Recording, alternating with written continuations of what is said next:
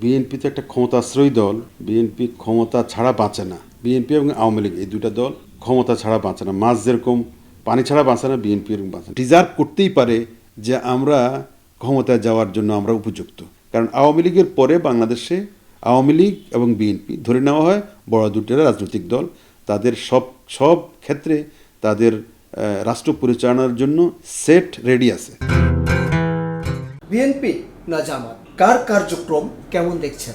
দেখুন, বিএনপি গত 2006 থেকে আজ পর্যন্ত ক্ষমতার বাইরে।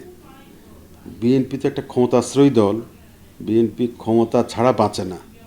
বিএনপি এবং আওয়ামী লীগ এই দুইটা দল ক্ষমতা ছাড়া বাঁচে না। মাছ যেরকম পানি ছাড়া বাঁচে না, বিএনপি এরকম বাঁচে না। তাই এতটা বছর বিএনপি ক্ষমতার বাহিরে।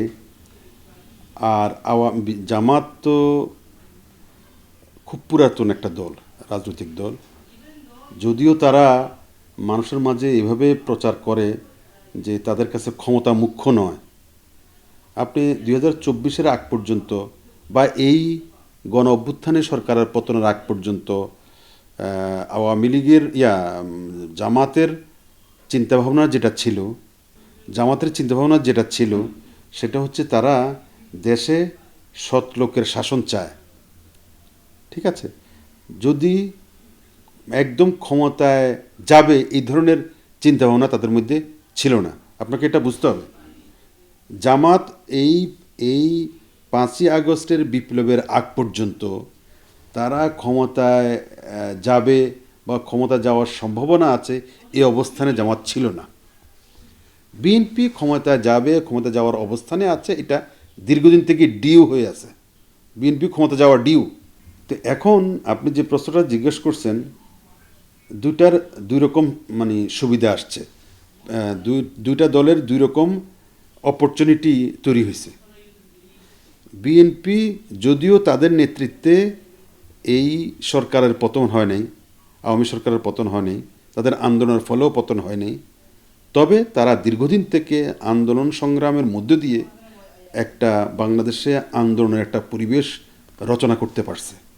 বাংলাদেশে সরকার বিরোধী একটা আবহাওয়া, সরকার বিরোধী একটা সেন্টিমেন্ট, টেম্পারমেন্ট এবং মেজাজ মর্জি, সরকার বিরোধী একটা ব্যাপক অসন্তোষ তৈরি করার ক্ষেত্রে তাদের দীর্ঘদিনের ত্যাগ আর 16-17 বছরের ত্যাগ, তিতিক্ষা এগুলো কন্ট্রিবিউট করেছে, কোনো সন্দেহ নেই।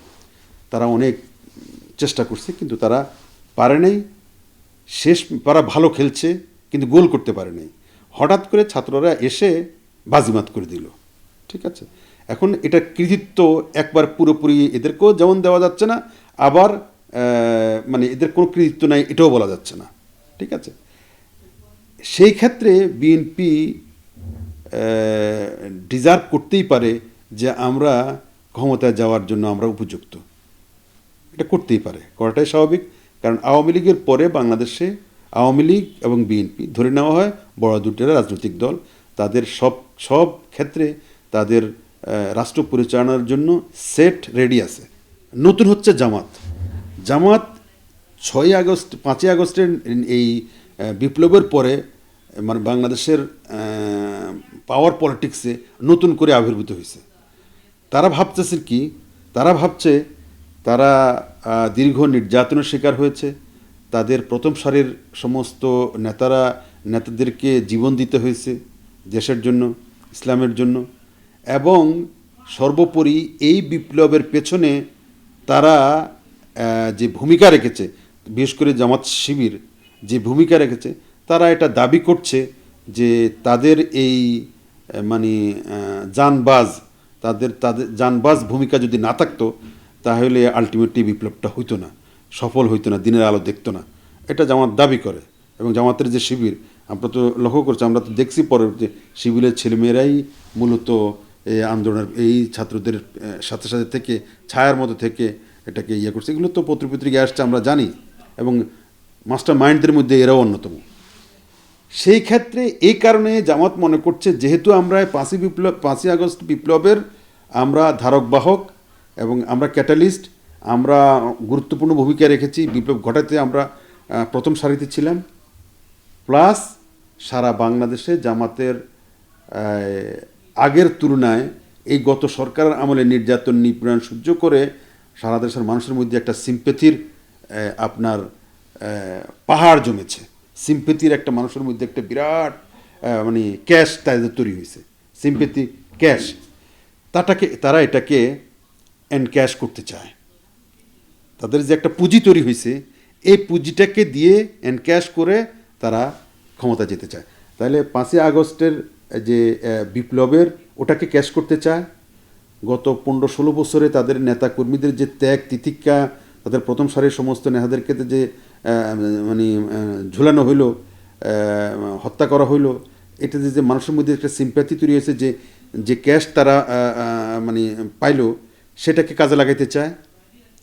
সর্বোপরি তাদের যে সাংগঠনিক শক্তিটা আছে সারা বাংলাদেশ ব্যাপী, যেটা রীতিমতো মানে অ্যামেজিং, তাদের যে সাংগঠনিক শক্তি, সেই শক্তিটাকে কাজে লাগে। তারা মনে করছে তারা আর বিএনপির মানে সহযোগী বা ঘনিষ্ঠ হয়ে থাকতে না চেয়ে তারা নিজেরাই ক্ষমতা যেতে পারে, এই ধরনের একটা আত্মবিশ্বাস তাদের মধ্যে তৈরি হয়ে গেছে, যার জন্য তারা এখন আর মানে বিএনপিকে সহযোগী, বিএনপির সাথে সাথে বিএনপির আস্তিন ধরে, বিএনপির জামা ধরে থাকতে আর তারা চায় না।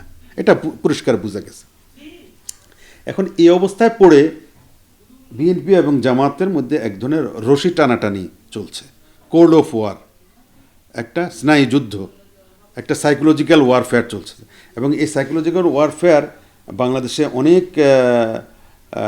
এই দুইটা দলের দীর্ঘদিনের মিত্র, এটা কোন পর্যায়ে নিয়ে যাবে এটা সামনে দেখার বিষয়, কারণ দীর্ঘদিনের মিত্র ছিল।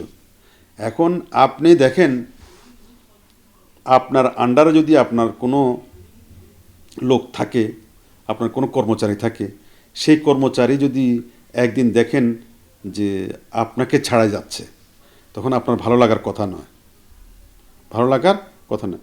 আপনার আন্ডারে যিনি চাকরি করছেন আপনার প্রতিষ্ঠানে, হঠাৎ করে দেখলেন যে সে বের হয়ে গেছে, বের হয়ে যায়, সে নিজে একটা চ্যানেল খুলে বসে আছে, আপনার এত উদারতা আপনার থাকার কথা না। এটা ব্যাপারটা এরকমই। তো সেই ক্ষেত্রে জামাত দীর্ঘদিন জাতীয় পার্টি এর সাথে, বিএনপির সাথে সহযোগী হিসাবে কাজ করেছে। এতে জামাত উপকৃত হয়েছে না বিএনপি উপকৃত হয়েছে, জাতীয় উপকৃত হয়েছে, সেই বিতর্কে আমি গেলাম না। কিন্তু ছিল, বিএনপির সাথে সাথে ছিল, অক্সিলারি ফোর্স হিসাবে ছিল। এখন তারা ইন্ডিপেন্ডেন্ট ফোর্স হিসাবে বাংলাদেশের ভোটের রাজনীতিতে আবির্ভূত হয়েছে। এক্ষেত্রে বিএনপি সহজভাবে মেনে নেওয়ার কথা নয়। বিএনপি আওয়ামী লীগকে সহজভাবে মেনে নেবে, কিন্তু জামাতকে সহজভাবে মেনে নেবে না।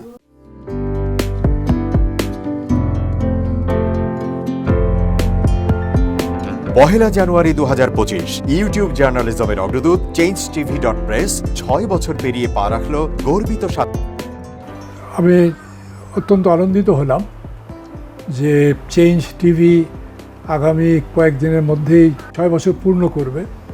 আর হাঁটি হাঁটি পা পা করে চলা শুরু করে এখন সে বেশ দৌড়াদৌড়ি করছে বলা যেতে পারে। ও নামটাও অত্যন্ত বলবো যে সিগনিফিক্যান্ট, যে চেঞ্জ, এই গণঅভ্যুত্থান কিন্তু চেঞ্জ চেয়েছে।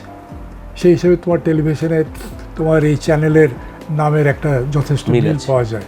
আমার প্রত্যাশা যে এই গণঅভ্যুত্থানের যে প্রত্যাশা, যে আশা আকাঙ্ক্ষা, চেঞ্জ টিভি সেটিকে এগিয়ে নিয়ে যাবে। তোমাকে শুভেচ্ছা। চেঞ্জ টিভি যারা সম্পৃক্ত আছেন, যারা কর্মী আছেন, সামনে পেছনে সকলকে আমার শুভেচ্ছা। changetv.press এক ফোঁটা হলুদ নেই। Online TV channel change TV 6 বছর ধরে ওনারা কাজ করে যাচ্ছেন। ইতিমধ্যে জনগণের হৃদয়ে স্থান করে নিয়েছেন। প্রায় 22 লাখ সাবস্ক্রাইবার আছে।